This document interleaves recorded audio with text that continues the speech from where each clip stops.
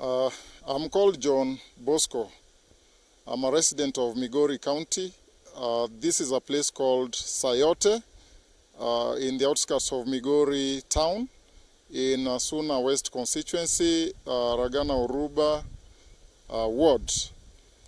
Basically, my job is raising tree seedlings and also advocating for people to plant trees as a means of improving tree cover and also improving nutrition, because when we plant trees, particularly fruit trees, then we are ensuring that we are boosting nutrition and food security. So how my interest in raising tree seedlings came about, I started loving trees at early age. I remember I left primary school about 20 years ago, but some of the trees I planted in my primary school are still there. So my primary school is called Kakwara. Kakwara Primary School is in Rongo Sub-County in Chamgiwadu Division. And so afterwards, when I joined high school, I studied in Kanga High School. I got to love trees more because that atmosphere had a good floral cover and various species of trees, and I picked interest in them. However, I'm not a student of environment or botany or anything to do with the trees. What I studied was ICT and broadcast journalism, but I've ended up loving to raise trees and also advocating for tree growing. So before I started this work, I had an opportunity to work with the Kenya Forest Research Institute in Migori, that is KEFRI in Migori.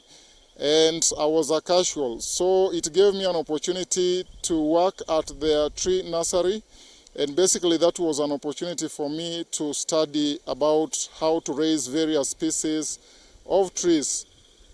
And after working there for a couple of years, I left the job I was doing there, and because I'd gotten another job elsewhere, but what kept ringing in my mind was how I could start up a tree nursery. So afterwards I stopped working and decided to pursue my ambition, which was burning in me, as tree planting, tree growing, and advocating for just for trees. It took me more than a year looking for a preferable site where I could set up a tree nursery, because I knew I would need so much water. I also knew I would need proximity to the road where I would easily find customers. I also was looking for a place that would be more conducive for tree nurturing. So I walked around several places, but luckily the construction of the Sayote Bridge that links Suna West to Suna East came as godsend, because the construction of that bridge came about with the construction of the road, because the place didn't have a road before. So I felt it was an opportunity for me to set up a tree nursery there. So I started up this tree nursery in the year 2018 in the month of May. And for a long time I worked out my budget, my capital requirement for starting up a tree nursery. Then I realized it was a substantial amount of money, about 50,000, that I couldn't raise by then. So I started asking myself where to get the 50,000 shillings from. But as days went by, I realized I didn't even need the 50,000 in the first place. So I went for everything locally available that could assist me in starting up a tree nursery. For the potting bags, I walked into dumping sites. And in these dumping sites, I found packets of milk. I also found bottles, plastic bottles. I found just a number of things that could contain tree seedlings. So I went and gathered them all across Migori town in the dumping sites, and also in the hotels And generally in the entire town I could get this waste, so I gathered all of them and put them together. Then also when I wanted seeds, I went picking seeds from indigenous trees. I walked in the forests, in the bushes around, climbed several trees, walked into people's homes whenever I spotted any seeds in their compounds. I also went picking wildings. I remember a particular hotel that I visited so much. There is a Girango Hotel.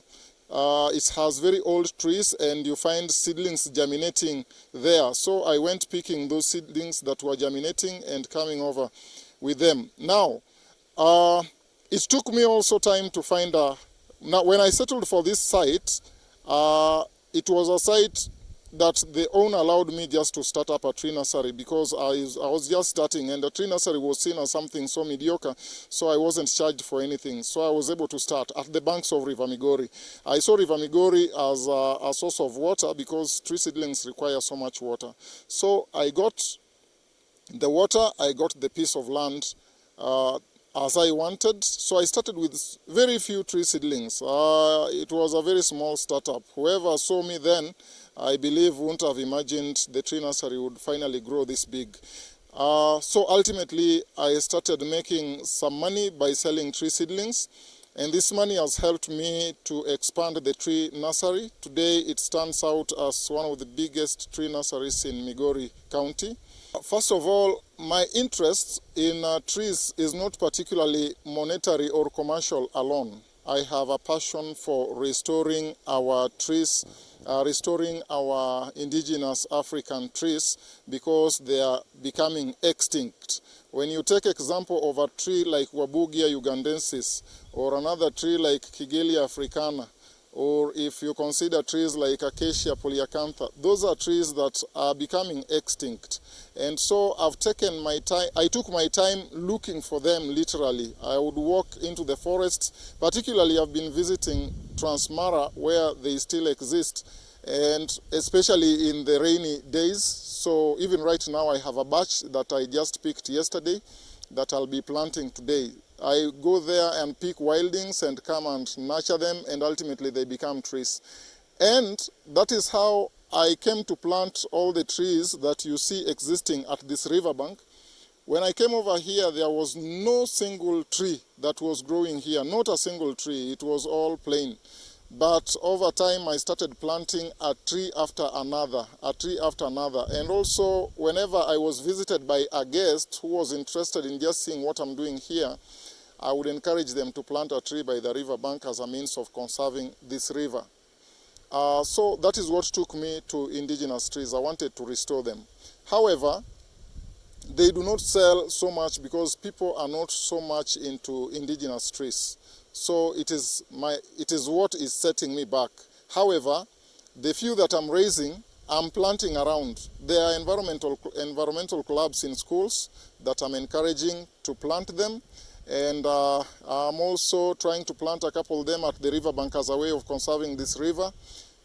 Well, a few people also buy them. So that is a way of ensuring that we restore them.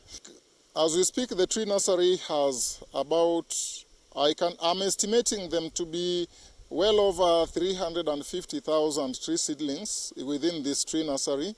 Among them, we have indigenous trees, we have exotic trees, we have trees for timber, we also have fruit trees, and we have ornamental trees ranging from palm trees to succulent plants to various types of flowers that include roses. And among the timber trees, we just have so many. One particular one that we are raising, but not so much, is eucalyptus that we do not consider to be environmental friendly. But again, it has a higher demand, so we are selling it, but we're also trying to talk to our people to cut down on planting eucalyptus and concentrate on other tree species that are eco-friendly.